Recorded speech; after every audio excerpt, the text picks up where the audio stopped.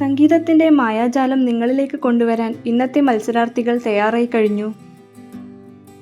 ലക്ഷാർച്ചന കണ്ടു മടങ്ങുമ്പോളൊരു ലജ്ജയിൽ മുങ്ങി. ലളിതമായ വരികളും സുന്ദരമായ ശബ്ദവും ചേർന്നൊരു ഹൃദയസുഖമുള്ള പാട്ട്. പറയാനുള്ളതെന്ന് വെച്ചാൽ ആ ശബ്ദം പട്ടുപോലത്തെ ശബ്ദം, ആ ശബ്ദത്തിൽ ഈ പാട്ട് കേൾക്കാൻ വളരെ സുഖമായിരുന്നു. ളുടെ ചിരിയും കളിയും ചേർന്ന ഈ പാട്ട് കേൾക്കുമ്പോൾ മനസ്സ് തന്നെ ഒരു കുഞ്ഞുപോലെ സന്തോഷിക്കുന്നു.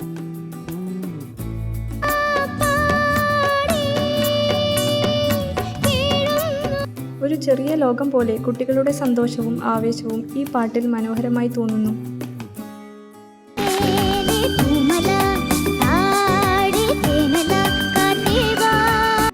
വേദിയിലേക്ക് വന്നിറങ്ങുന്ന ഓരോ കുട്ടിയും തന്റെ സ്വപ്നം പാട്ടിലൂടെ പങ്കിടുന്നു.